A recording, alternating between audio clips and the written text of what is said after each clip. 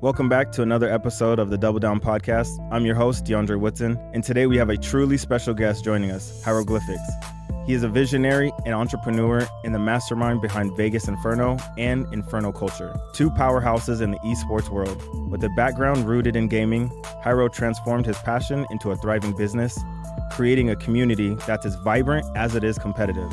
He's known for his innovative collaborations and his forward-thinking approach to esports, making waves in the industry and inspiring countless aspiring entrepreneurs. Today, we'll dive deep into Hyro's journey, his insights on building a brand from the ground up, and the future of esports. So sit back, relax, and let's double down on some incredible insights with Glyphics.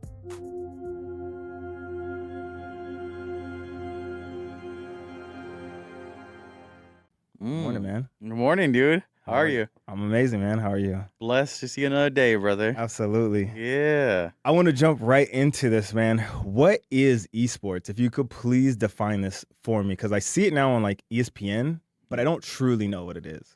Dude, so everyone has a different definition of esports. Okay. I like to think of esports as everything that I truly enjoy. So culture, gaming, music, lifestyle. Right. And so for me, esports is a lot more than just competitive gaming. Obviously, you have the competitive gamers who are competing for millions of dollars around the world, right? And that's what a lot of people just think. It's like just video games and competitive. For me, it's that, okay, that's one pillar of the whole ecosystem of what esports and gaming's about. Right. I think of it as lifestyle and that culture. I go to the complex cons of the world and the thrift stores and all this other stuff that I just want to see the new wave of just fashion and design. So for me, it's like that's a pillar. Okay. And music and hip hop and TV and music and videos, like that's a pillar by itself. Like we get so much inspirations from the video and from music and from everything, right, that I take so much of what I listen to and learn and put it into my brand. So that's the third pillar for me. Okay. The other one is the events, right? The after parties, the good times, the fun times, the tournaments, all of it in one, right? Yeah. And then lastly, like from my brand, I think of it giving back. I love to give back. So it's raising money for the kids in the hospitals, raising money for the charities in Las Vegas. And so I have a big definition of what esports is. Yeah. You ask anyone else, they're going to say, competitive gaming. Like that. It's such more than that, dude. There's career opportunities. There's different ways on how to incorporate what you learn in the traditional field into the world of gaming, or vice versa, what you learn in the world of gaming to the traditional world, dude. So like, you asked me, it's like 6 different pillars, bro. That's awesome. Well, then I'm glad that I asked you, so everybody got a complete understanding of what it could possibly be. So that was awesome. I've seen, dude, your crew, the Inferno Culture, everything that you have here in Inferno Vegas, you guys move like celebrities. You guys are at different events, like you just said, Complex Con. What is that like? And then what is it like the bond that your team has together moving as one? Because it's pretty cool to watch. Yeah, and I appreciate that, dude. And it's like, I guess from the bond perspective, it's pretty cool to just experience different things with teammates that I've built with together, right, from the ground up. Yeah. So like I had teammates that helped me start this from the ground up to brand new members who just joined. Okay. And to be able to walk into a door and experience a Complex Con or a private event with Sega or whatever the case may be with these, individuals that I started with, and also new individuals that came in and, I just want to rep the brand. They seen us around socials, etc. It's a surreal feeling because, it's like growing up. Like for me growing up, I was playing Call of Duty all the time. Right. And I always talked about this. We're in a clan. We had, our little clan tags. And we're like, one day we're going to be able to walk in and do all these cool things. Yeah. And it's super cool to just share that moment because for me, it's a moment that I didn't think was possible. I always dreamt about it. Okay. But to be able to share it with everyone, I think that's super cool. Right. And honestly, how it feels when we're just walking through these, right? Like, we don't act like celebrities, dude. I think a lot of it's like, for me, I've, growing up, I've seen all the celebrities. I see how people move and I see all the security guards and this and that. And it's crazy because back then gaming wasn't cool. Okay. Gaming and, streaming, like, what is that? You sitting at home playing video games all day? Right. Go outside, do something, bro. Absolutely. And now it's a whole 360. It's like the celebrities of the world, the streamers, the content creators, the influencers, and then the celebrities, the normal celebrities are trying to catch up to the new gen, right? Of them. So, dude, we don't walk around like we're like, oh yeah, we're Inferno. Like I surely don't. I'm like, hey bro, I'm the janitor, man. I'm the photographer, whatever. You treat me however you want to treat me. And I walk around just knowing like, hey, I know I own this business. But I don't walk around of, hey man, I'm this big shot, I own the team, because that's not what I want. I want you to recognize what the shield's about and the logo's about versus who I am, personally. So dope. Yeah. And I mean, you are the founder, right? So what is it? Like, what is Inferno Vegas? What is Inferno Culture? Like, could you speak a little bit more to that, to anyone who's just coming in today and really doesn't know too much? Yeah, man. So we started as the official esports team of Las Vegas. Fire. And to get to that point, like you can't just be the official whatever, and you have to just go for it, man. You're like, wow. Like, how did you do that? How did you get that opportunity? Dude, I started a brand back then, and I always say I learned from my mistakes and learn from my failures. So if I failed in the business, I learned from it. Okay. And when you said back then, when was like starting? Dude, and I'm not trying to cut you off. I'm just trying to give people a timeline. Yeah, so I started the world of esports back in 2011, 2012. Oh, so you've been in this thing, dude. Yeah, I've been in the world of esports for 10 plus years. There we go. And it's crazy because backstory, I was playing video games. I was playing Call of Duty Modern Warfare 3. Okay. I remember this day. I was at home playing games. I was on, I didn't stream back then. I was just on the headphones, and my friend back then was graphic designing for this team. It wasn't even esports. It was just a sniping team. Yeah. And I was like, "What, dude? He's not moving. I'm over here trying to drop a nuke." And like, "What are you doing, bro? Like, why are you not moving?" And he's like, "I'm designing." I'm like, "What do you mean you're designing mid-match?" Right. Like, he's like, "Yeah, I'm designing for the sniper team. I'm a graphic designer." I was like, "What is even graphic designing?" Yeah. And he taught me what it was, what you can do and accomplish. And I wasn't the best sniper in the world, so I was like, man, I want to just be part of this environment. Right. So I started learning graphic designing. I went to school for it. It made me want to go to college because I didn't want to go to college. Yeah. I was like, I'm gonna go because I just want to be better at my craft and I just want to play video games with this team. And I want them to make sure that I think I'm good enough to be part of this team. Yeah. And so, fast forward, I was like, I worked for some of the world like esports champions, so Strictly Business, Denial Esports, to the point where I started learning the management side. I started learning the business side. I was a graphic designer, from an editor, content creator, you name it, I've done it all, photographer, everything. Right. And I started my business called Royal Flush 7 back in the day. Okay. And it was, Vegas, so Royal Flush 7. Made sense. And a couple years went by, dude. I remember I was 18 at a time. I was living in an apartment making $7.25 an hour, working at the local Albertsons and trying to run a business. And 18-year-old me was like, yeah, I can run a business with $7.25 an hour. Right. Yep. You cannot run a business at that price tag, man. And so, I was fortunate enough to have people while I was in that young space. It's like, hey, I just want to be part of the team. I'm very blessed to be able to have those people around me and see the vision that I've seen, but I just didn't know it. I wasn't mature at the time. So like, a couple years went by. I was like, man, I can't keep doing this. I don't know what I'm doing. Yeah. I need to rebrand. So I rebranded. I think it was 2020 it was 2018, 2019. I rebranded. And I rebranded to Las Vegas Minigunners. And I put Minigunners because growing up, again, back then, I had a clan and called Minigunners. So I was like, we were the hottest thing on the block. And so we're running Call of Duty. And I was like, I'll just put Las Vegas because Vegas. Mm-hmm. Are you ready to turn your dreams into reality? At Deviant Consultations, we're here to guide you, complete white glove service every step of the way. Whether you're starting your credit repair journey or you're looking to get business funding, we've got your back. Go ahead and screenshot or click the QR code below and schedule your discovery call with the team. Let's make your dreams come true together. And unfortunately enough, obviously, the shooting happened.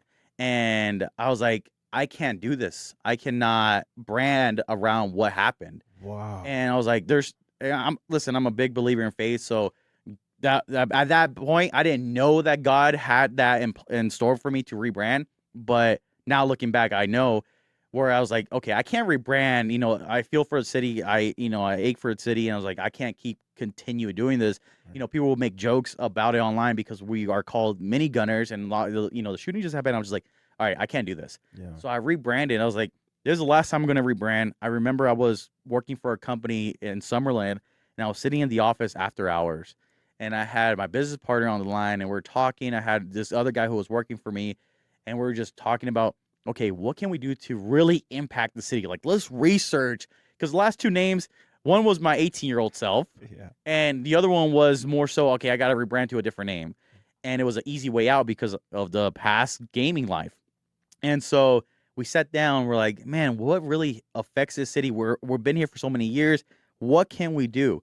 And we started researching. We're like, dude, I don't know. I know I want somebody a lion. I was like, the lion is powerful, it's strong, it's prideful, etc. And with a pack, it's really, they'll mess you up, bro. So Right. I was like, King of the Jungle. Yeah, let's do something with a lion. All right, what are we going to call it, though? And we thought of different things. We're like, man, maybe a Spartan or maybe a lion or maybe something else. And I took a big inspiration from the Golden Knights. I love what the Golden Knights are about. I love that they came here and not only won a championship, but what also they've helped with the city of Las Vegas, Right. Absolutely. And so for me, I was really inspired by the shield and what their whole logo is about. So like, okay, I told my designer, let's do something that's a shield related and maybe a star for, the Vegas star. Okay. And that turned into the logo that was my old logo when I first started 2020. And I was like, okay, this is cool. What are we going to call it, though? And I was like, what are we calling this? And I'm like, well, it's always hot in Vegas. And I was like, we are a bunch of people who have a fire in us and very passionate about our craft. I was like, let's just call it Inferno. Yeah. And then I started researching. I was like, oh, Dante's Inferno. I was like, oh, that's cool. If we read that, I was reading a little bit about a poem and, the different sins that's in it and the different animals. I was like, oh, this makes sense. Yeah. So I put together, Dante, Inferno, Vegas Inferno. And then that led into, me being, so on January 6th of 2020, the business I was working for went under and I got let go. Okay. And January 6th of 2020, I went all in. I started my own business. Right on. And so, I told my my former boss, like, hey, I just need the laptop as my severance package. Just give me the laptop. I know you guys are going to sell it, whatever. You could probably going to sit there for years. I was like, just give me the laptop and let me have it. It's, back then it was actual gaming laptop, dude. Yeah. And so I took that. They said, yeah, take it. And that's where I literally worked from my laptop, designing. I didn't have money to really hire a lot of people, editors, etc. People just came on and helped me. And then fast forward, pandemic hit. Right. And I was like, dude, like, I just hit the pandemic. Like, we just started a business. Yeah. But when I say the pandemic was probably the biggest blessing for my business, Mm-hmm. because 100% of the world was sitting at home. Yeah, everyone was home. No one was doing anything. Absolutely. I was sitting there playing video games during the pandemic, just like a lot of other people. Yep. And it reminded me of back in high school as a kid. You got home, you played some video games, man. Yeah. And it was so real because I started moving with all these people that were trying to figure out, what do we do? Even the sports fields, have you seen, right? They didn't even know what they were going to do. Yep. No fans equals no dollar amount. Like, what are we doing? Right. And for esports and gaming, I was like, whoa, people are sitting home not doing anything. They're going to watch us. And we started creating content on YouTube. We started live streaming with our influencers. We started doing a lot of things online. To us gamers, we're used to sitting at home playing video games all day. Yeah. This was our world, bro. Yeah. The people who didn't play video games, they were just freaking out because they don't know what they were doing. For us gamers, I feel like it really was just hey, we're sitting back, relaxing, playing games. If you guys want to watch, it is what it is. Yeah. And that really helped the business because now as soon as they started, opening up everything and being able to go outside with masks, etc., that started opening up the conversations of, hey, we want to sell our merch at, this location. The very first store we ever sold T-shirts was the HyperX Arena inside the Luxor. Sick. And Come on. that was a big moment for me. Huge. And I was like, man, this is super dope. This is amazing. And, I started getting reviewed by the Review Journal, local articles here in Las Vegas. And we started getting all these publicity. I was like, what is going on? What is, like, I rebranded and this whole thing, but it's the way we moved, man. It's the way that we just, when we went inside a building, we knew who we were. We knew the vision. And then one day we applied to the city of the mayor of Las Vegas back then. So I think it was Mayor Goodman or Carol Goodman, right? Yep. And so we're like, hey, well, this is what we're doing. We we're trying to affect Las Vegas in a positive way. We just want to be recognized as something. And then we got our official date. They said we can't go back for January 6th of 2020 because it was too far back when we applied. Okay. The furthest we can go is January 6th of 2021. I was like, that's close enough. Yeah. So January 6th, every single day, every single time January 6th hits in Las Vegas, it's called Las Vegas Inferno Day. No way. Yeah. So you Google it, you can find it, right? And every year we celebrate that as a yearly anniversary of who Inferno is, but to give back to the community. It first started, having our January 6th party on it was 2022. The first one we did was at Velocity Esports in Town Square. Yeah. So it was the old GameWorks, right? Yep.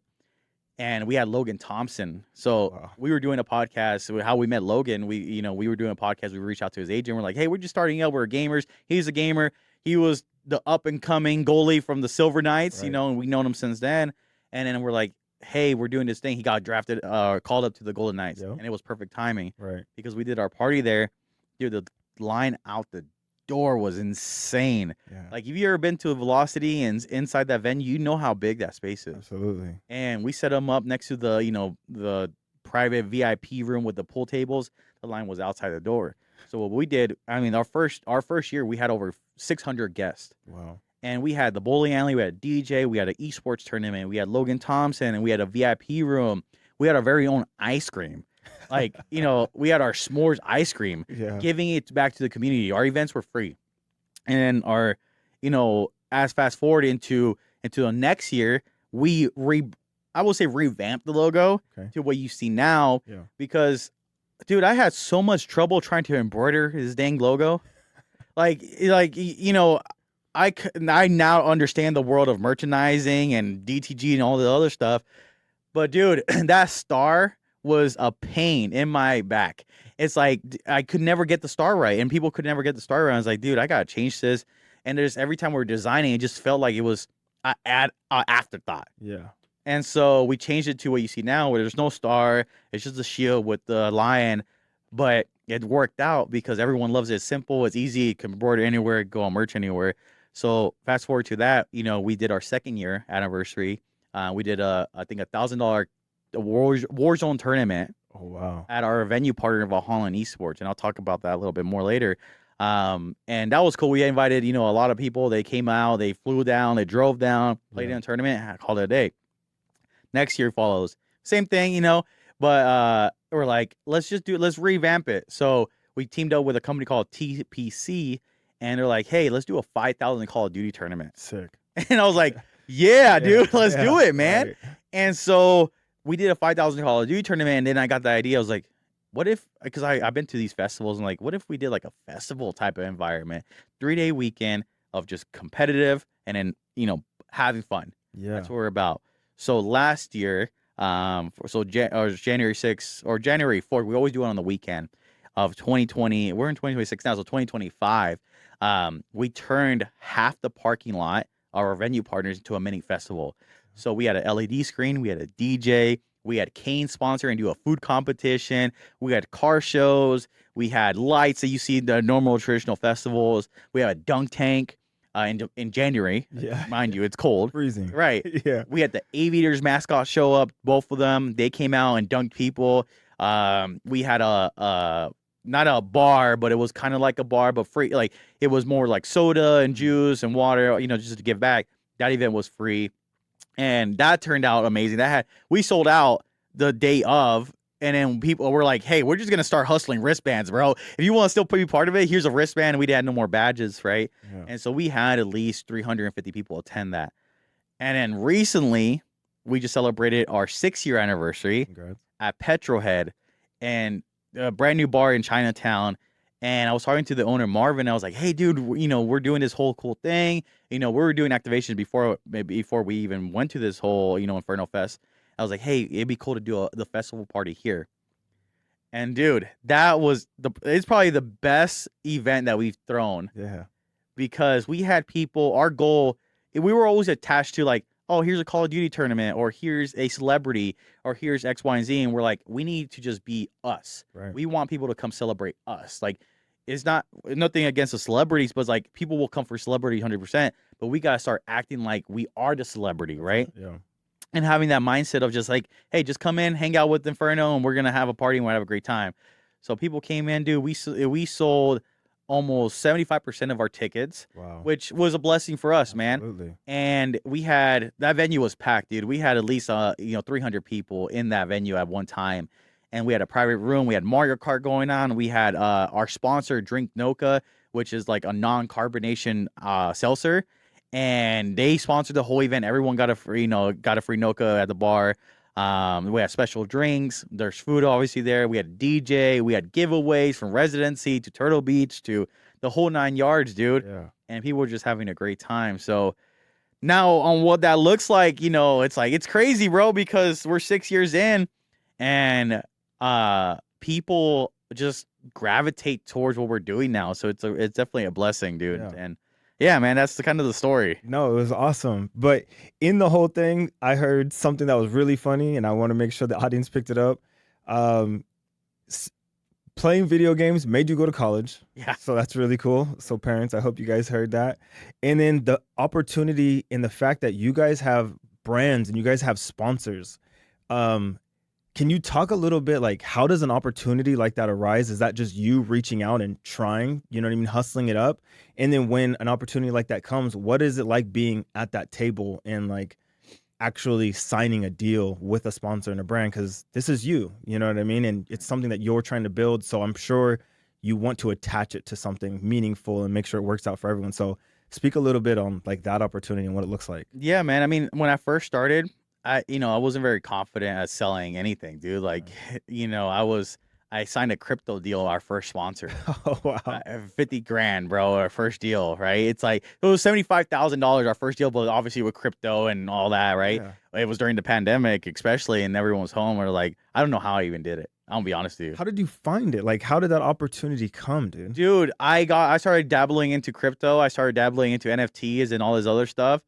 And they're like, I didn't have no idea what crypto was. I just knew that, Bitcoin's the biggest thing. Like, maybe this will be the biggest thing. And they definitely sold me on their vision of crypto.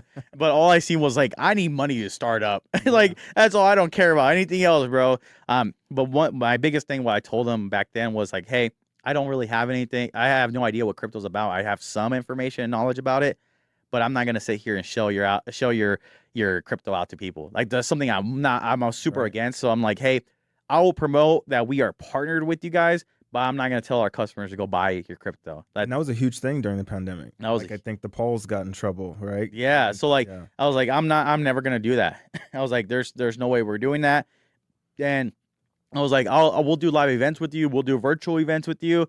We'll say that you are our official crypto sponsor, but we're not going to shell out and tell customers or ever make a video saying, go buy this crypto.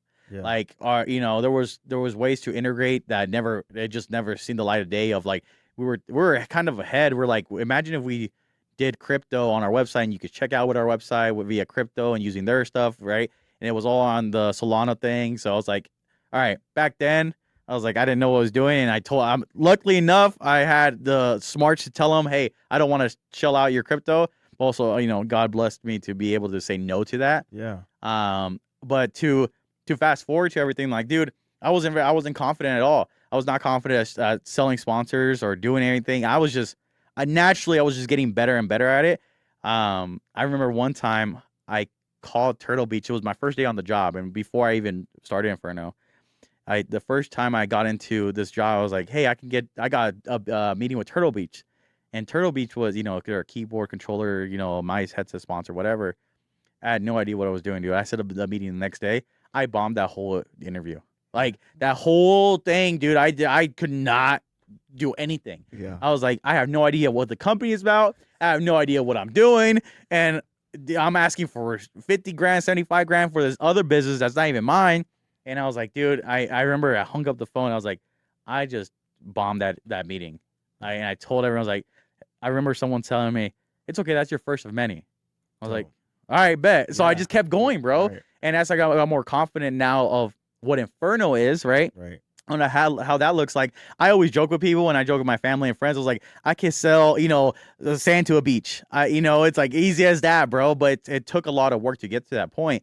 Like I always joke like I'm the best salesman ever, but truly there's obviously 10 times better people than me.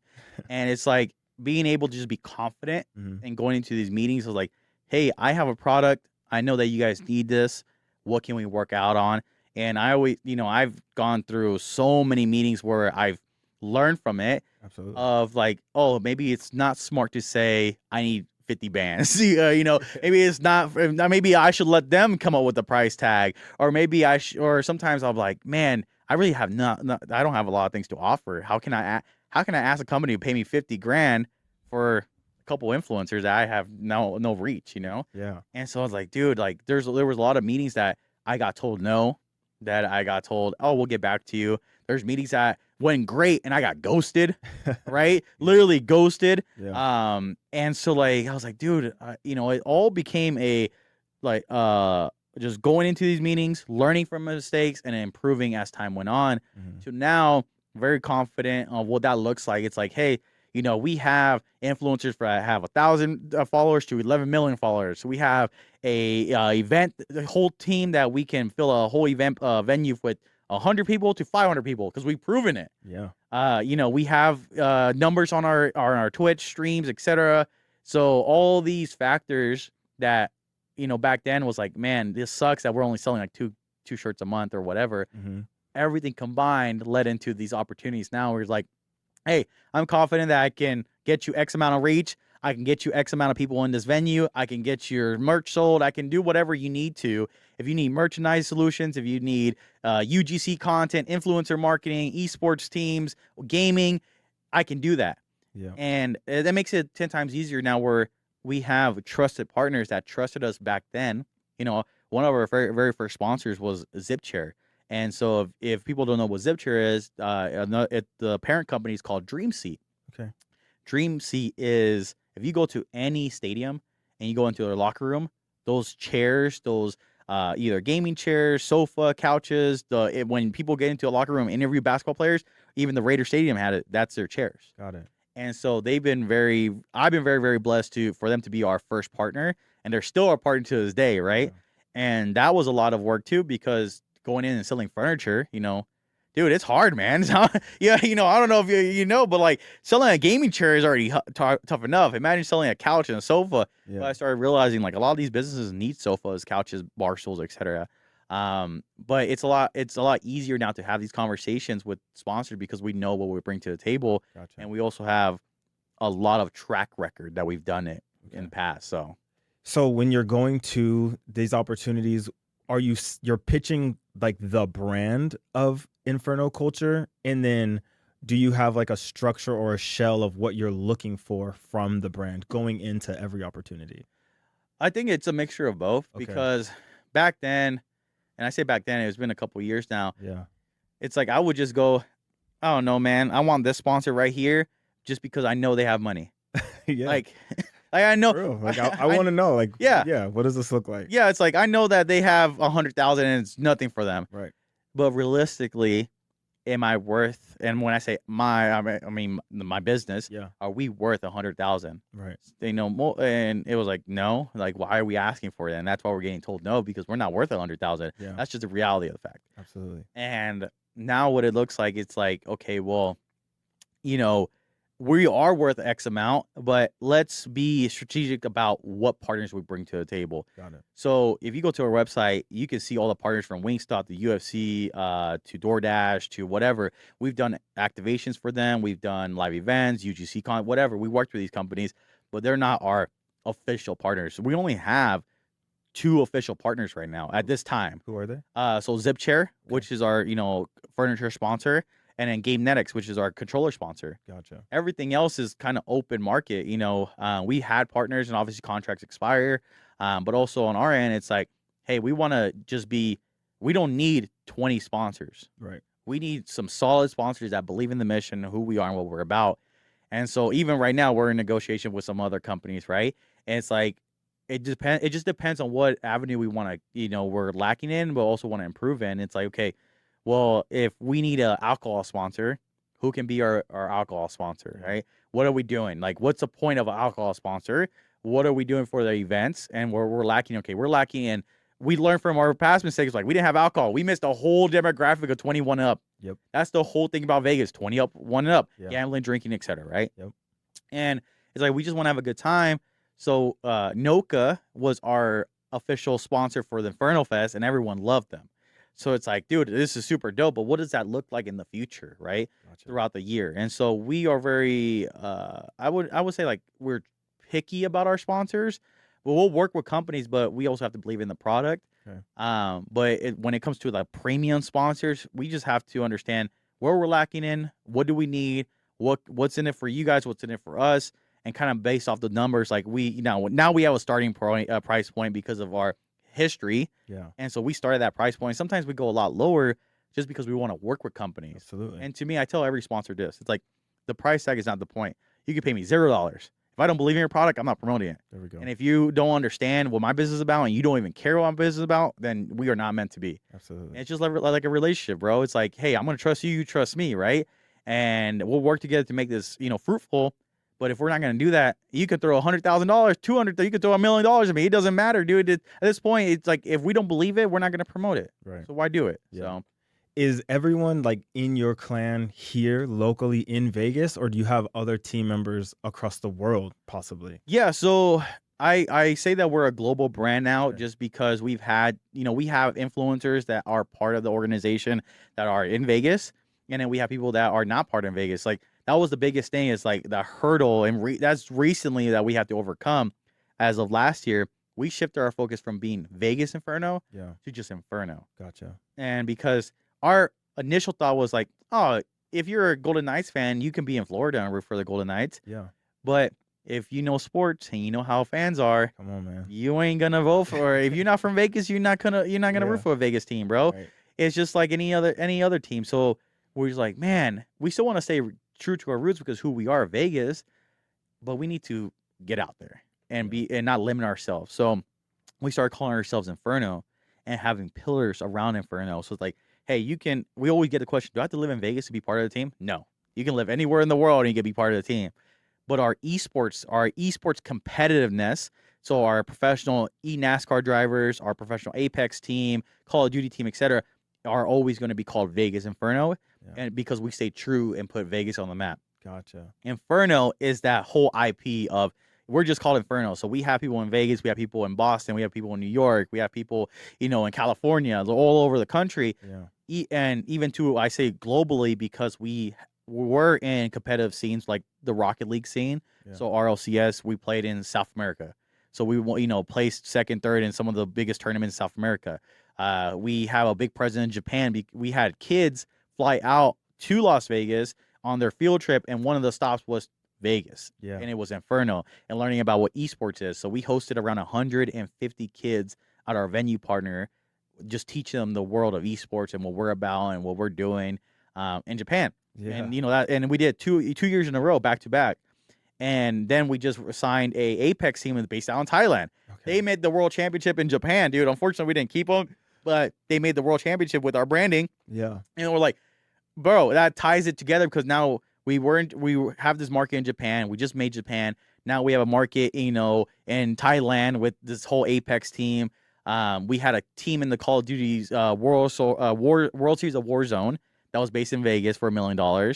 That was the 40 best teams in the world. Yeah. And so we have all this presence globally now. It's like if you recognize the logo from somewhere, whether it's local, Japan, Brazil, Argentina, wherever, you recognize it. And that's the whole point of the goal of Inferno is like Inferno could be worldwide, man. And we just want to make it the biggest thing ever. Dude, what's the biggest pot that you guys have had the opportunity to compete for? Because you just said $1 million like it was nothing. So what's the biggest pot? Dude, I mean, I think if we would have, so we signed the Apex team for Japan and our brand was there and we didn't get to keep them because of the contract negotiations, but the team competed for $2 million. Wow. And our goal is to get into Esports World Cup. Okay. The Esports World Cup this year is $70 million. Wow. And so we're trying to get into that scene. We applied last year. We got the nicest decline ever. And so like I always say it because like they're like, hey, you're not in too many titles, but we love what you're about. We love what you're doing with the city. We love everything that you're doing. And we had the opportunity to be flown out to Dubai last year. I just didn't take advantage of that. And it's like they would have paid. Hold on. Why would you not take advantage of a free flight to Dubai? So for my thing was that we're very limited when it comes to staffing. Okay. And so I started thinking, well, they were going to pay for activations. That made sense. We got a whole booth and all this other. We were going to sell merch and do a licensing deal with the Esports World Cup. And we still have that opportunity now. Okay. But back then, this time last year, I was like, we don't really have the manpower. If I left, like we have so many other avenues that we have to hit right now. Gotcha. That's based in the United States. Yeah. I have no business right now being over there. Got it. Like that fan base is hardcore and they're amazing. And I would love to eventually get to that point. Right. I have family that's based in the Middle East. So like for me, it's just an impactful thing. But I don't like doing things that are just, half-assed. half-assed, dude. Yeah. I just hate that. So like if I'm gonna do it, we're gonna do it right. Gotcha. And that's what Inferno's built about. Okay. It's like we're gonna do it right. And so I told him, hey, no, thank you, but hopefully we'll keep in contact, which we have. But like I said, they declined us to be part of this whole club program because we weren't in enough titles. So 2025 was a big goal for us. Let's be in more titles. So we were in, Call of Duty. We were in Madden, eNASCAR. We're partnered with NASCAR directly. We're one of the 20 teams that signed directly with eNASCAR. Wow. We were in Apex, right? So we were all these titles. And then we just recently applied. I didn't get a decline letter or acceptance letter yet. Yeah. But either way, do I look at it is if we get accepted, great. If we don't get accepted, it's still a blessing because it's another opportunity for me to improve as an owner and a leader, and us to improve as a business in general, right? Yeah. And so, listen, $70 million is something to play with, right? Not at all, man. And my goal eventually, I'm a big Lakers fan. Okay. If you know Lakers, bro, they win championships. That's right. Like I want to win championships, but I also know that winning championship takes money. Right. So right now it's like if we're not meant to be that big competitive team, we can still capture and utilize our awareness on social media and events and all the stuff that we're doing here. Like I knew that we're good at these things for doing events when we got flown out. So backtrack a little bit. And I know I don't want to shift too much focus away. You're good, man. But we got back. So in 2024, we got flown out to New Orleans. Okay. I remember me and my business partner we got flown out and we're like, we're going to remember this day as a day that shifted everything. That day, so we got invited to New Orleans. We got flown out by a company called Player X. The owner of Player X invited us out, and the investor of Player X is also Drew Brees. Wow. And so, dude, we're getting flown out, and we're doing all this content. We're going against other creators, on this big jumbotron, this whole event. It's called Pickle Fest, so it's a pickleball event, and it's Drew Brees owns the whole thing, Yeah. And so I'm sitting there the day before we go to the bar. Drew Brees is opening up his new pickleball venue. I'm over here taking a picture with Drew Brees talking to him like it's nothing, and we're taking shots. Yeah. I'm like, Pickleback shots? no, I don't. I hate okay. pickles, bro. But like we're just hanging out, having a good time, and I was like, did I just meet Drew Brees? Yeah. I was like the legend. Yeah. Like if you know football, right? He's Yeah. a Hall of Famer for Hall of sure. Famer, yeah. And it's like, all right, the next day where Drew Brees comes out, you have the Madden 11 cover with him in it. Right. And we're playing Madden, and we have our top 100 Madden player in the world being flown out. He's playing against other people and doing his whole thing. I'm playing Call of Duty. Bro, it was a surreal moment when, like this, we're talking to Drew Brees, and he's like, I've seen this logo before, and he points to my shield, right? No way. And he's like, I've seen this. I have a video of it. Like, I've seen this logo before, and he's like, yeah, I've seen this somewhere. I was like, yeah, we're Inferno. He goes, that's right. I'm like, you're telling me Drew Brees knows who we are? Right. At that moment, bro, I was like, our reach is something that I'm not even thinking of where it's at. Yeah. It's crazy. That's the day that shifted everything. That's the day that shifted everything, bro. So since that day, I look back at it now. It's like big moment, Inferno history, big moment for us as business owners. And since then, like after that, dude, the new year hit and we were traveling. We went to Kansas City for the NASCAR, event. We got flown out by NASCAR, paid food, trip. Our drivers got flown out. We were creating content. There was a meet and greet at the NASCAR race with our virtual drivers. Like, people go get autographed for real drivers. Right. They're getting autographed and lining up for our virtual drivers. No doubt. That showed me, like, there's a big impact here. It's a shifting focus. It's shifting momentum, dude, that the new generations, they're coming up on Twitch, YouTube, Kick, streaming, etc., and they understand the influencer side. Yeah. They know that these players, these creators are celebrities. They don't know who this other guy is who's been driving for the last 5 years, 6 years, right? But they know this guy. And so for me, it's like, all right, that was a big key moment for Inferno. So we got flown by NASCAR. Then we went over to San Diego. We went to Dallas, actually. Before we went to San Diego, went to their convention called DreamHack. And we had our creator perform live on stage. She's a musician.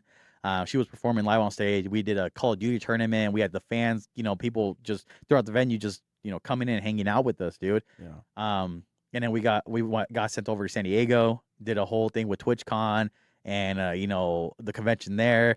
I was a speaker at TwitchCon. Okay. So I did a whole panel based on Hispanic Heritage Month. There we go. It's been crazy, man. So like I said, not to shift focus on from the esports question, but dude, it's been an insane couple of years, man, for sure. Yeah, dude.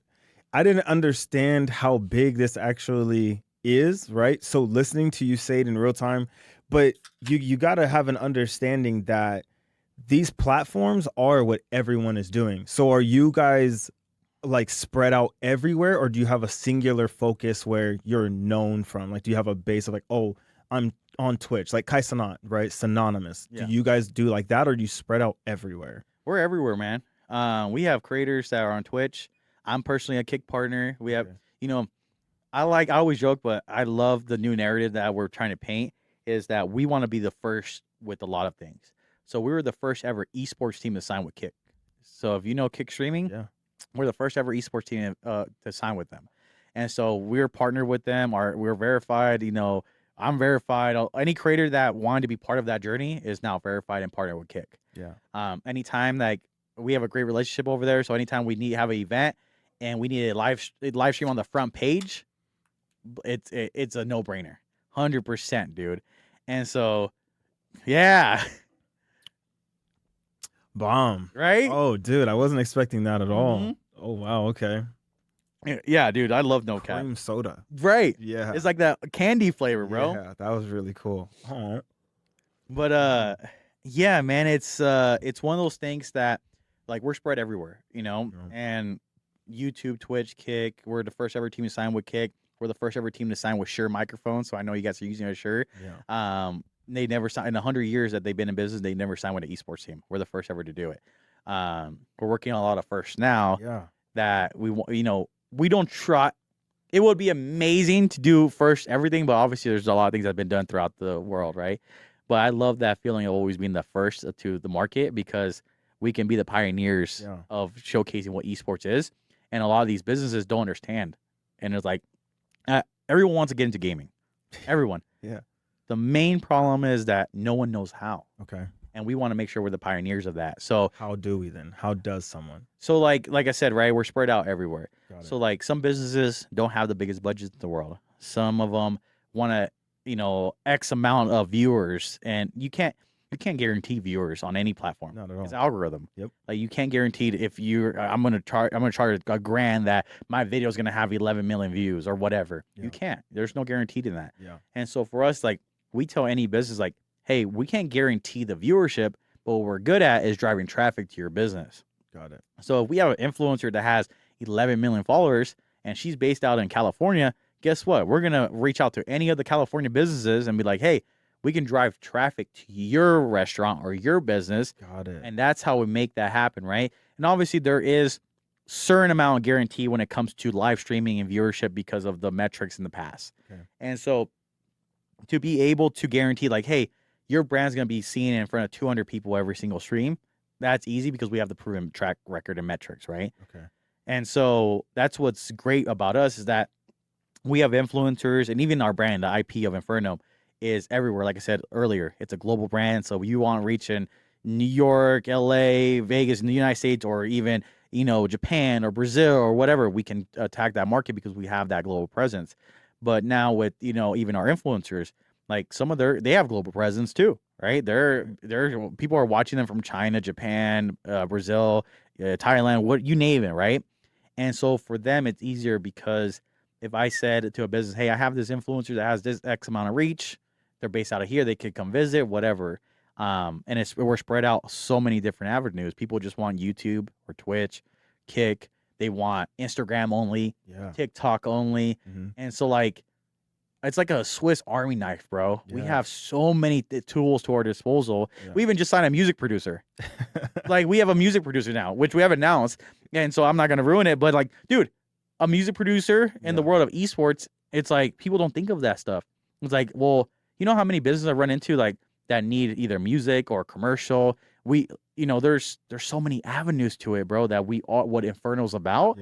That we can just help anyone at this point. Are you like behind all of these deals of getting all of these different influencers and getting all of these people on the team? Like, are you outreaching to everyone, or are you closing everyone? Like, where are you in the sequence of events? So when it comes to sponsorships and events, it's me 100%. It's like, I obviously have my business partner, that Zach and Chris, which is my other two partners, and they join in sometimes in these meetings, and they are obviously tremendous help. But I reach out to the sponsors. I get these meetings set up. I talk to them about logistics, what we're trying to do and accomplish, whether it's the event sponsor or a yearly sponsor or influencer sponsorship, right? When it comes to recruiting people, it's a mixture. It's a team effort because I have, my business partner, Zach, who helps him. He loves racing and NASCAR and all this other stuff. And he's like, I know a lot of people there. So trying to get that, influencer side of things, we need that.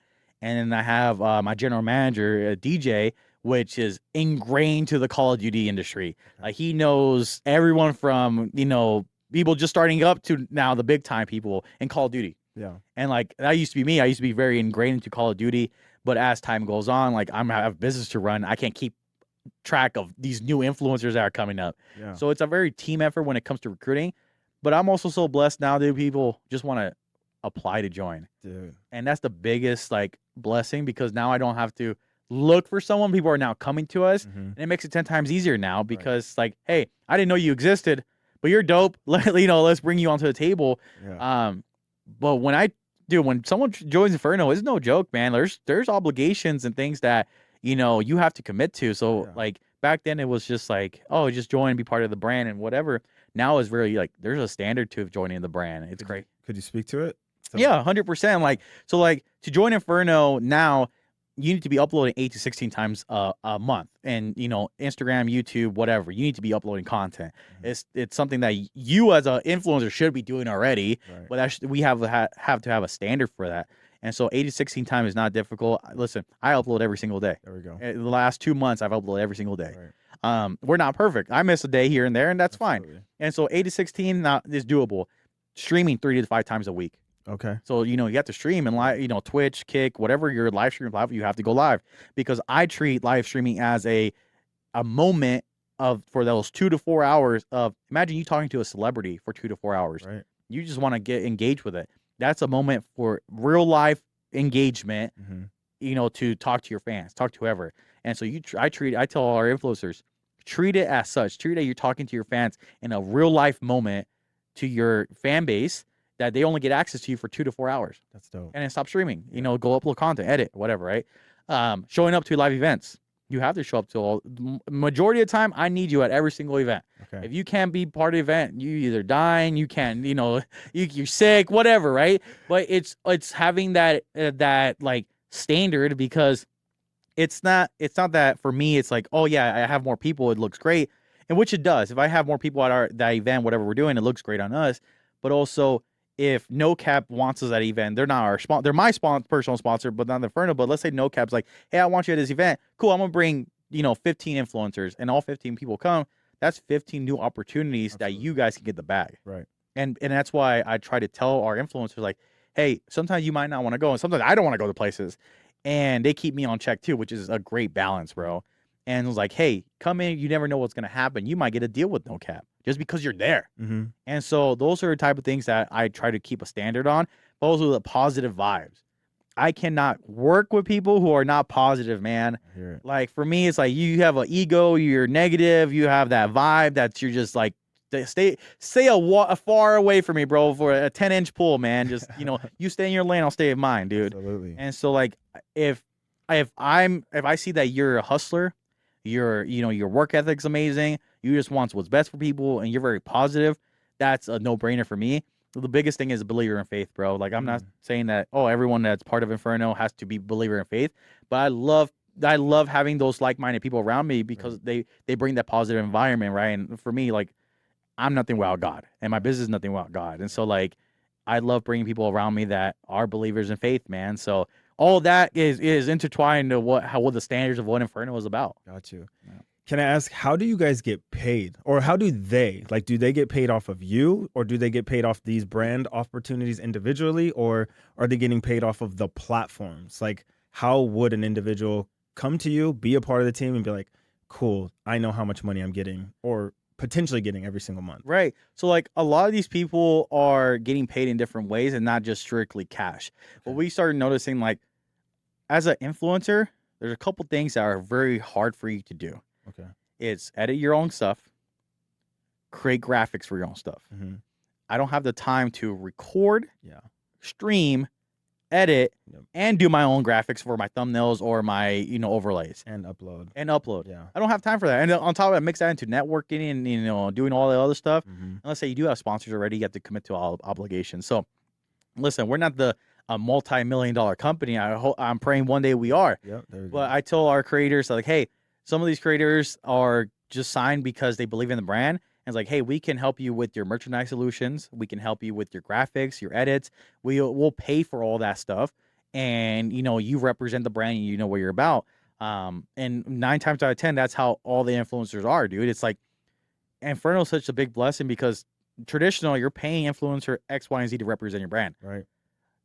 If you want to join the team, you're part of it. If you don't want to be part of the team, there's a door. Yeah. And that's how I treat it. It's like I don't beg and choose. Like I tell everyone, like we can do this with 4 people if we need to. Yeah. Shit, we can do it with 2 people. Yeah. But it's like we're gonna get out there and we're gonna hustle. And that's the mindset that all our influencers have. Like they're not in it for the bag, dude. Okay. They know they're gonna get paid. Yeah. And like even deals that we're doing now, like hey, you're gonna get paid by new product, or we're gonna pay you with your graphics or your edits. Or there's now we're getting to the point finally that we're doing UGC content, and we're being invited to events, and they're paying us to do it. And it's like now we know our reach. Now we're at the point where like, hey, we're gonna charge you X amount. We're gonna bring our influencers, have a good time, do interviews with fans, et cetera, and then you pay us for it, and I'll pay my influencers. Yeah, and that's what makes the world go round. So now we're getting to that level. Of like, hey, we got your graphics done, we got your edits done, we got. Now you're getting paid to show up to events. You're actually working now for these things. So like, that's the way around it now, dude. It's like I said, I'm so blessed to have the people I have now. Absolutely. And are you guys like split into individual like skill set? Like you said, you used to do Call of Duty. You had your guy who's in NASCAR. You had a top 100 for Madden. Do they only compete in their thing that they're great at, or do you try to like sharpen all of their skill set and try to dabble in a little bit of everything? When it comes to the competition side, I know what they're great at, right? Okay. So they'll stick to their NASCAR, they'll stick to their Madden or whatever they're great at. When it comes to our influencers, that's a little different because some influencers are strictly Call of Duty. Gotcha. Some influencers are ASMR artists. Some influencers are foodies. But did you know that foodie also plays League of Legends? Did you know that ASMR artist also plays NASCAR? Yeah. Did you know that Call of Duty player also plays Counter-Strike or League of Legends or Valorant or Marvel Rivals? You didn't know that. Okay. But now, I saw you did something like with Reina. Yeah. The foodie. Okay. So Reina is actually one of our team members. Got it. So she's the foodie of Inferno. Yeah. But she also is a big League of Legends player. She loves League, bro. Okay. She's a gamer. And it's like, dude, like, listen, Reina has a combined 11 million followers. Yeah.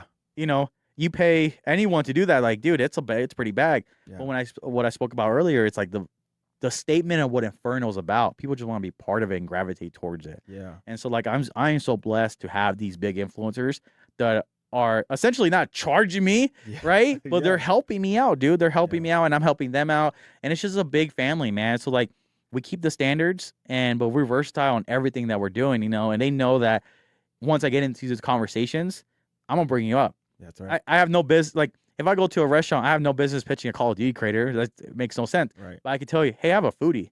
I don't know how much she's going to cost, but I'm going to tell you I have a foodie that probably can get you X amount of views or bring people to the door because I've seen it and I witnessed it, right? Yeah. Especially if it's a food eating competition. Oh, yeah. 100%, Dude, bro. She's a killer. 100%, dude. And like, I don't know when this episode is going to come out, but I want to pitch it anyways. Do it. In the month of March, we teamed up with a company called Beach Cafe.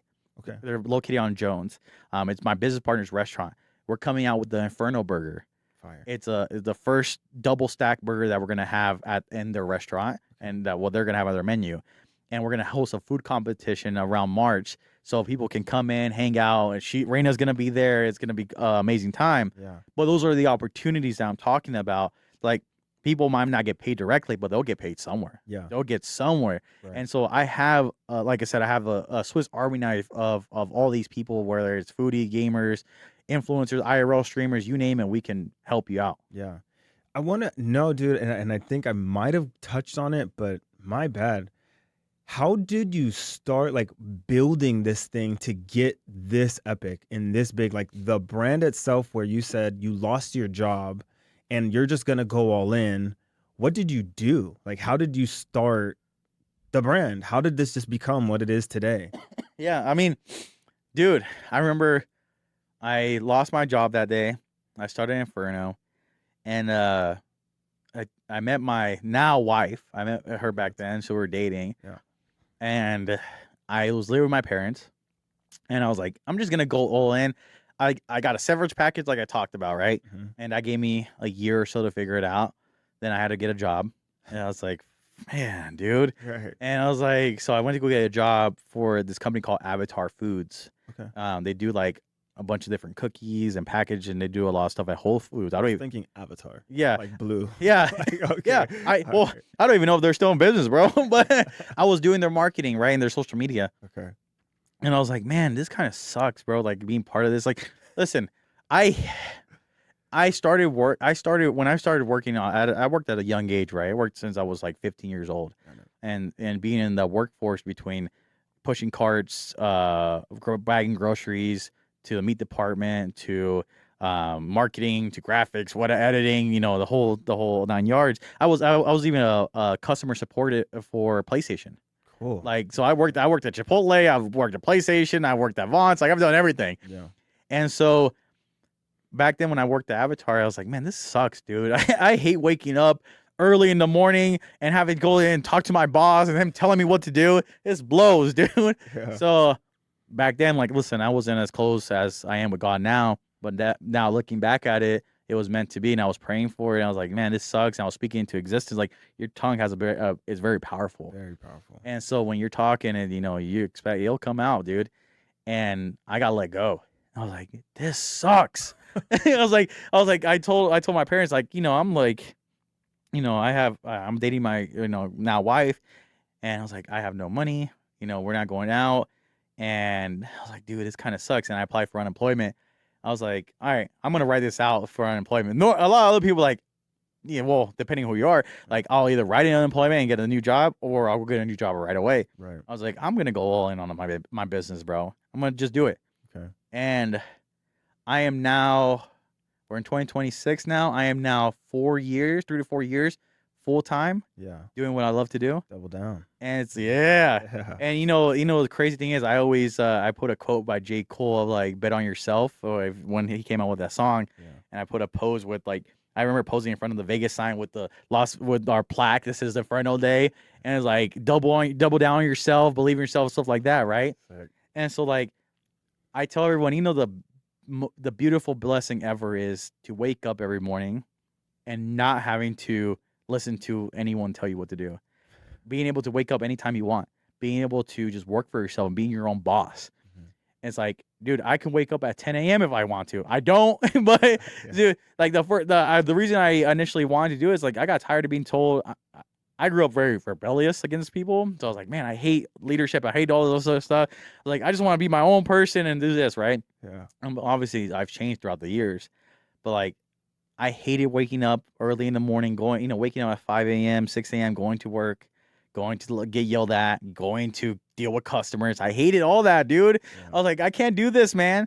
And so when I really just invested into myself, I was like, I'm tired of this. I'm going to just do it myself. Now looking, it's like, I'm so blessed to be where I am, bro. Being able to wake up whenever I want. I still wake up early morning, Yeah. but guess what? I wake up early morning with a smile on my face because I'm not listening to anyone, bro. Right. That's right. It's like, dude, I get to do what I truly enjoy. And they say, if you wake up and you go do what you love, you never work a day in your life. Right. And I haven't worked a day I haven't worked in my life now for the last 3 years. Sick. And so, like, dude, I truly enjoy what I do, and I'm blessed to be where I am. But it was a lot of hurdles, definitely, dude. So And a lot of firsts. You know what I mean? So you guys are kind of like the blueprint for anybody else to see what is possible if they want to get into this too, which is really cool. Have you thought about that, like your guys' impact or your direct impact to this culture that you've created or you're a part of? Let me say that. Honestly, I not really, dude. Like there's so many teams, right, that's been before us, 2006, 2005, Optic Gaming, FaZe Clan, FaZe, right? Yeah. Like there are the OGs of the OG. They even go back then. There's OGs of the OGs. Yeah. And so we think of it like the new kids on the block. Okay. Like we're here to be the pioneers of the new culture side. Like when everyone's throwing around the word culture, but if I'm going to take a quote from one of the mentors at Clinton Sparks. He's like, if you never stood in culture, you never been about culture. Yeah. So like, and like he says it 10 times better than me. But dude, if you know Clinton Sparks, multi-Grammy nominated winning, like he's done stuff for Pitbull, Lil Wayne, etc. Right? And so being able to pick his brain and helping me out, dude, it's like I try to take everything that's about culture, hip hop music, TV shows, all that, right, and integrate it into Inferno. So I haven't thought of it where it's like, what does our reach look like? What's our impact look like? Yeah. But someone recently told me, because I was like, I was streaming. I was like, Anthony Pettis. If you know Anthony Pettis, he just liked our flyer on Instagram. I was like, that's insane. Anthony Pettis has 11 million followers or some stuff, right? And I'm like, that's insane. And someone's like, don't you sell yourself short, bro? There we go. I'm like, yeah, you're right, dude. You're right. And that same guy who I play Call of Duty with now, he gave me advice couple years ago, around 2021, 2022, he gave me the biggest advice. He said, how are you marketing to new people every single day? And I was like, the simplest thing ever. I was like, I don't know. Yeah. And that's what made me want to just keep doing it and pushing it, dude. Right. So do you guys physically have something here? Like, is there a brick and mortar where you guys meet or like have opportunities to do events and not be like a big sponsored event, like you said that you did one time a year for your anniversary? Is there something here locally? There is and there isn't. So we have our venue partner called Valhalla Esports. Okay. So when I say Inferno is multi-avenued, is Valhalla Esports is a youth training facility. We help teach kids from 5 to 17 the world of esports, so gaming, graphic designing, coding, etc. Right? Yeah. And so the owner over there, very, very cool guy. He's been also one of my mentors for me as just the business side of things. And so we try to do the youth side there. But when it comes to like a physical location, not really, man. Like one day I dreamed to have a location that says Inferno with you go in, you can buy merch, you can stream, podcast, do all the cool things. And you can also see creators that are just hanging out with us, right? Yeah. And so one day I dreamed to have our own location, but right now it's just pop-ups. Like Petrolhead's our bar partner, so we'll do 21 up events over there at Petrolhead. We'll do the youth sector at Valhalla, or we'll do events at the Palms or whatever, or, wherever people would just want us. Yeah. With this industry that you're in being so fast paced, what do you see for the future? Or like, I know you just spoke to what you want as possibly having like your own brick and mortar and having your own name on a building. Yeah. But where do you see this thing possibly being able to go? Dude, that's a good question, man. I mean, for us, it's just always just keep going, man. Like, I just want to change the world of esports and change the world of gaming. Like, I want people to think outside the box. Okay. It's like, if people won't do it, we'll just do it. It's like, hey, I'm trying to tell everyone, like, esports, I am a firm believer esports is dying because people still don't understand. Like, it's like I said in the beginning of the podcast, esports is all these things combined, and people still don't understand that. Yeah. And they're the ones failing. They're the ones struggling with the new generation coming up. If you start thinking where it's like, hey, you have all these different avenues, they'll start seeing the success that we're seeing. And I think for me, is like, I want my brand to be here, as a legacy. Like, I want to leave a legacy behind for my kids and my kids' kids. And you see McDonald's, dude, they've been around for how many years, right? I want to see the brand, to the point, I'm not going to be able to see it, but 100-year-old brand, Absolutely. so it'd be amazing to see that. And obviously one day, hopefully it'll become that. But just be the pioneers of things, man. I want people to look back on it as like, that team changed the game. Mhm. They didn't create the game. They changed the game. Right. I'm a big Kobe Bryant fan and a big Steph Curry fan. Okay. I love the Lakers, like I said earlier. Kobe always had that Mamba mentality. He grind, work ethic, and that's why I instill upon Inferno. Steph Curry changed the game with 3 points. Mhm. And I envision us as like, we have that grit, we have that grind as Kobe, we have the change the game factor as Steph Curry. Yeah. So I just want to be the people who change the game, man. How could like everyday people get involved in the esports world? Is it just turn on your camera and go live on Twitch and just throw in your favorite game or whatever you think you're competitive at or good at, and just like don't miss a day, keep going, and you're just in esports? Or like, how do you get involved?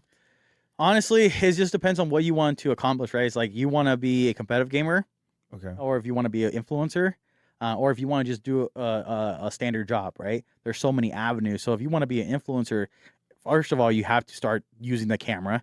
You have to just load up a stream, but it gets much more deeper into just loading up a game and streaming. Do you have a personality? Mm. Are you networking with people? I'm talking about the influencer side. Are you networking with other streamers? Are you gaming with other streamers? Are you building that community? Are you doing it for the wrong reason? Are you doing it for money, or are you doing it because you enjoy it? If you do it for money, people are going to see through it, and you're not going to be successful. You do it for the right reason, you're just enjoying it, people are going to see, like, they're going to pay you just to watch you, bro. Yeah. And so, listen, you have to do a lot. You have to show up to events. You have to do all these different networking opportunities to even build your brand. You're just like influencers are their own brand. Yeah. So you have to do the work to get to that point. Absolutely. So that's much more than just uploading and streaming every day. Because I tried it. I tried to stream every single day. It doesn't work, dude. Yeah. I've tried to upload it. It doesn't work. It takes all these factors to become that, right? Yeah. But also on the esports sector, when on the competition, are you training? Are you putting in the work, reps, just like any sport, right? Are you putting in the reps? Are you coming in to work out? Are you coming in to stretch? Are you doing all these other things? Like, a lot of people don't understand, like, esports players, when they're competing, their hands and their brains, their muscles, right? So, like, if you're not stretching, doing the proper thing, you're going to have arthritis at the end of your competitive year, right? Wow. Or career. Okay. And people don't understand, like, just simple stretches help you, play longer, play throughout the years, right? Working on your mind, right? Video games are obviously a good thing to help build, brain memory, etc., muscle. But there's other things that you should be doing. There's improving on your skills for aiming. How are you doing that? So it's not just like, I'm the best Call of Duty player that I know. I think I am the best Call of Duty player. I'm gonna hop in and play. You ain't gonna go far, dude. Yeah. You have to put in so much work. It's just like traditional sports, man.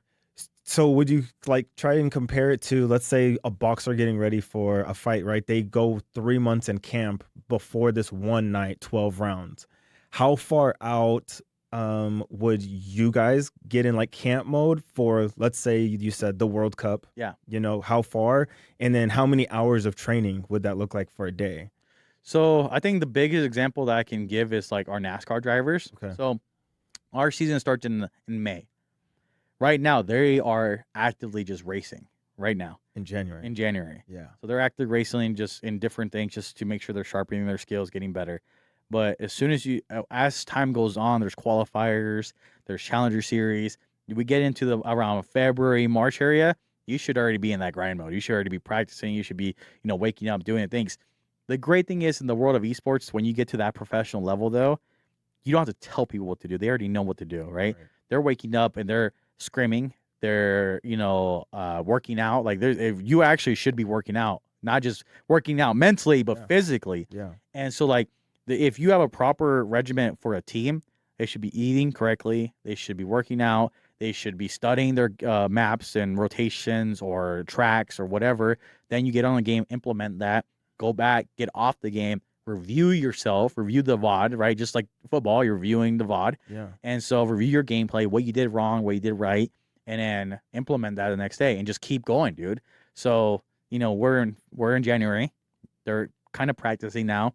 Heading into February and March areas where you should really be implementing those skill sets in the practice sessions. Yeah. And then by May, you should be ready. And even throughout May, dude, you're in competition mode. So Right. think of it now as an NFL season, right? Every single game, what are you doing after the game? You're Right. reviewing VOD, you're reviewing the game. Recovery. So yeah, Yeah. that's what they should be doing. Yeah. That's what they are doing. It's like I'm reviewing where I messed up, where I didn't overtake this guy. What did I miss? Did I go into the pit to refuel at a certain point in time? There's so many levels to it, Yeah. and that's just one game. Right. There's thousands of other games. So it's a full-time job. This isn't something that you could do as a side hustle. Like if you're going to be elite of elite, this is what you're doubling down on, and this is your job. Yeah, it's just like traditional sports, right? It's like, are you gonna get some schmo from the rec center to play in the NBA, or are you gonna get the guy who's went to college and who's declaring for the draft and do all this stuff, right? There's some 24-hour hoopers. So like you can, I say like it's just like traditional sports, like that 1%. Yeah. Will make it. The other percentage won't. And I think that's what we're seeing now that I'm seeing in the world of esports. Like everyone wants to be a creator. Everyone wants to be an influencer. Everyone wants to be a competitive gamer. The sad reality is that not everyone can do it. Right. And it takes that. Listen, I grew up playing baseball and soccer. I stopped playing soccer because of gaming.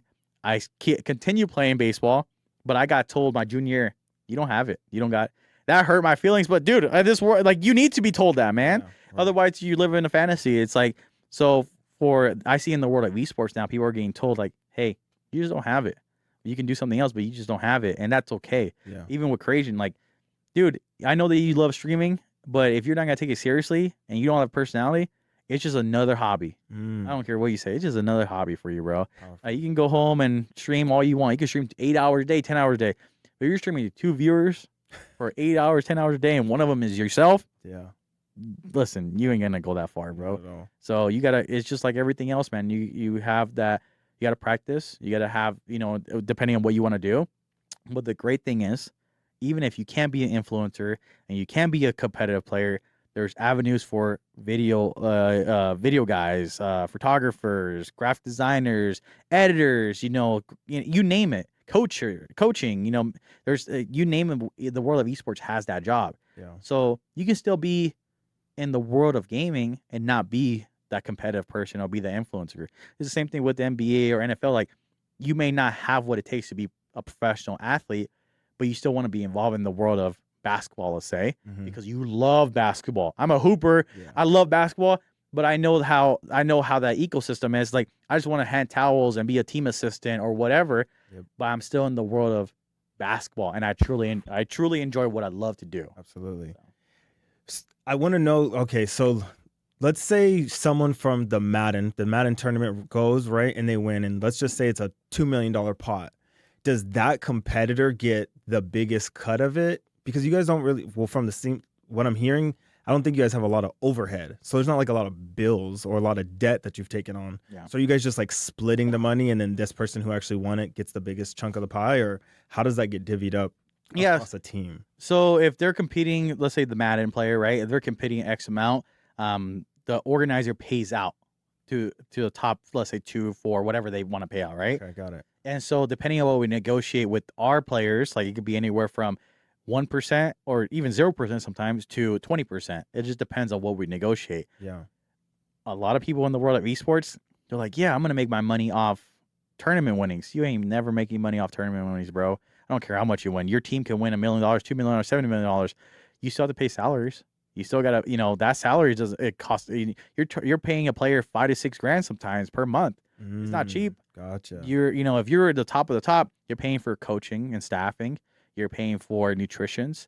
You're paying for videos and edits. You're paying for, marketing. Yeah. So there's a lot. So there is overhead costs. Yeah, there is overhead costs. It just depends on how you move. Got it. If you just want, that's why I said earlier, if you just want to be known as the esports team and just competitive, you can. Yeah. Well, let me know how you are financially in the next couple of years. Let me know if you're still around. Yeah. And that's what I learned. It's like, I seen it already.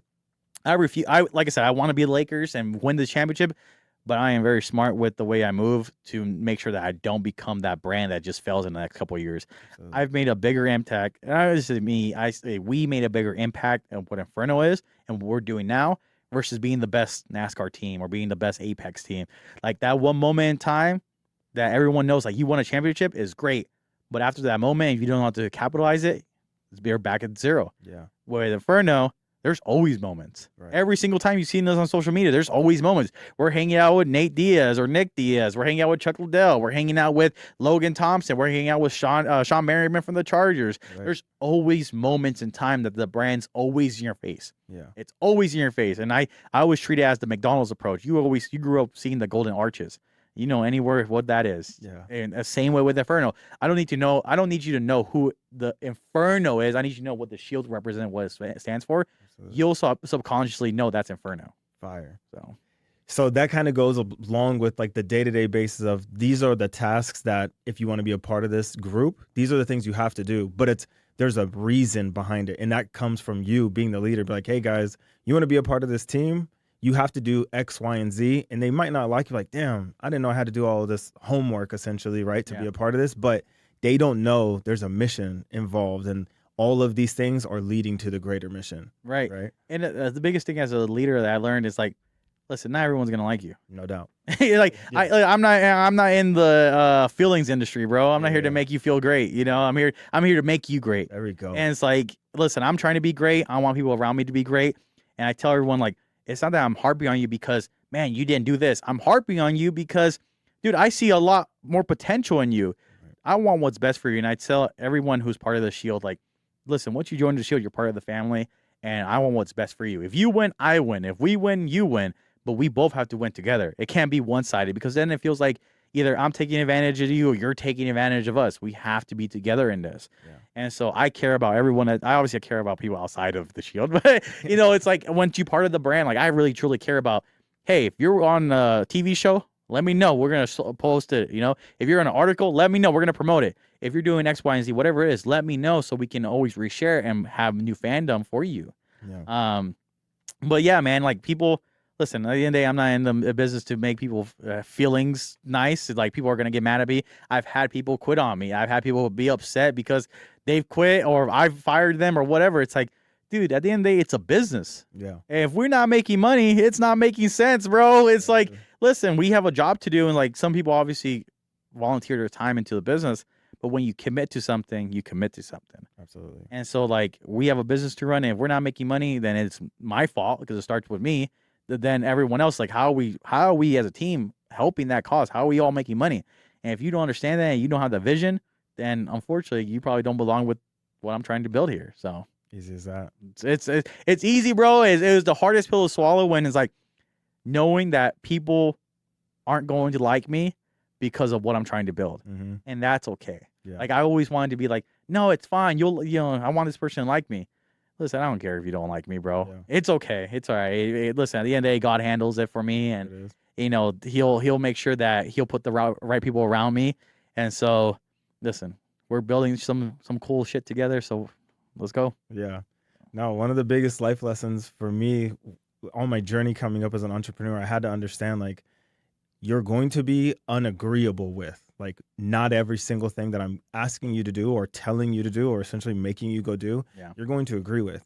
But I know it's the right thing for you to do. So you could just get with it or you could get lost. Like I don't have to be agreeable all the time. Right. And well, and I always say like entrepreneurs, as entrepreneurs, we have to have a screw loose somewhere. Like that, we have to be crazy to be in entrepreneur, bro. If you really think about it, right? Yeah.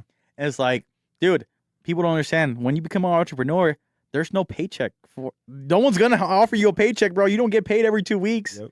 Like you have to start figuring out where am I making money? Yeah. How am I making money? How am I feeding my family? Yeah. How am I paying for gas? How am I paying for food? Like all these things come into play Right. where now you have to figure that out Yeah. versus I can just go get a job and rely on the 2 week paycheck. Yeah. Now everyone asks me like, oh, what's it like since you left like the 9 to 5? What's your schedule like? I was like, my schedule now is like 7 to 9. You know what I mean? And then even longer sometimes when my boy calls me and he was like, hey, I got Peloton over here at 11:30. So I need you back in the studio. So now my nights are till 1 a.m. But this is the life that we chose to get into. You know what I mean? And it's awesome. I wouldn't change it for anything in the world. It's opened up doors and avenues for me, my family, and opportunities, and just to be able to sit down like with you and truly learn something today, because this is not my world. You know what I mean? So I try to tell everyone, like, if you have the opportunity and you believe in yourself, do it. But just know, like, this isn't cut out for everybody, because it's a tough world out here. It's not, and you said it right? It's like it's not meant for the weak, bro. It's you gotta be cut for a different, fabric, bro, different cloth, and so like it's a grind every single day. Like I said earlier, right? I woke up not wanting to go to a job, waking up super early. Guess what I'm still doing now? I'm still waking up early, but I'm loving what I do. Right. And it's very relatable as an entrepreneur, because I wake up, around 6:30, 7 o'clock. Wake up, get ready, go to Valhalla, and I help. So I also do freelance stuff for like help businesses with marketing solutions, graphic design, the whole stuff, and just again different ways to hustle, because you have to be part of it, bro. You can't just have one vertical and make money. You have to have multiple different sources of income. That's right. And so as an entrepreneur, it's like, okay, well, I'm waking up early in the morning. I'm going home, or I'm going to sleep around 1 a.m., 2 a.m. And sometimes I'm staying up till 4 a.m. sometimes, depending on where I'm at. And that's very, very seldom. But like, dude, like you said, right? It's like I get a call like, hey, this guy's here. He wants to talk, or this UFC fighter, or this whoever it is.